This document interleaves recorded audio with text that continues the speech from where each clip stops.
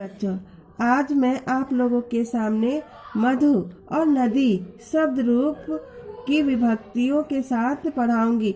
आप लोग कहते हैं कि मैम याद नहीं होता। आज आप लोगों को इस तरह पढ़ाएंगे कि आपको याद हो जाएगा।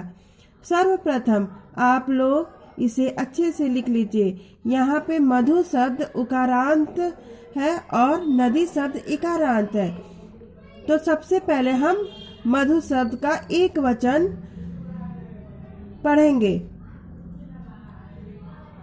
यहाँ पे मैंने क्रम से लिख दिया है प्रथमा, द्वितीया, तृतीया, चतुर्थी, पंचमी, षष्ठी, सप्तमी।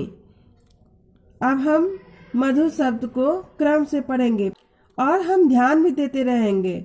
तो मधु शब्द का प्रथमा विभक्ति मधु, मधु, मधुना, मधुने, मधुना, मधुना, मधुनी। यहाँ देखिए प्रथमा और द्वितीया में मधु मधु एक ही समान है। तृतीया विभक्ति का एक वचन मधुना है। चतुर्थी विभक्ति का मधुने, पंचमी का मधुना, षष्ठी का मधुना। अब यहाँ पे देखिए पंचमी और षष्ठी दोनों एक समान है। मधुना मधुना। सप्तमी मधुनी, मधुनी। तो क्रम से पढ़िए मधु मधु, मधुना, मधुने, मधुना, मधुना, मधुनी। अब हम नदी का देखेंगे।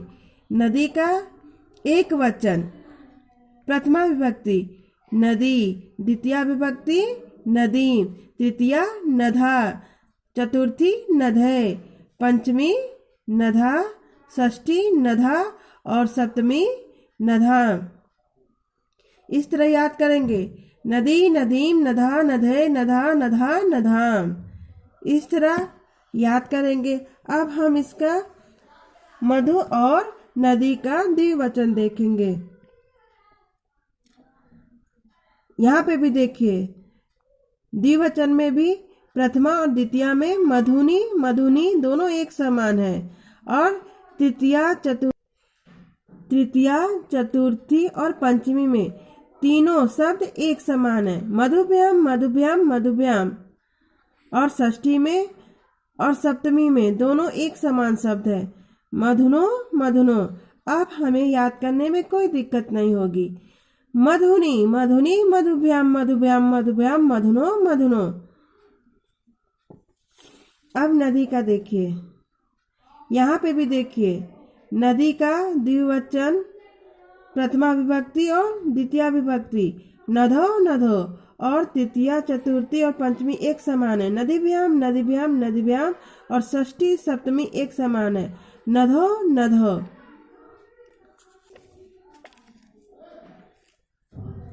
अब हम मधु और नदी का बहुवचन रूप देखेंगे।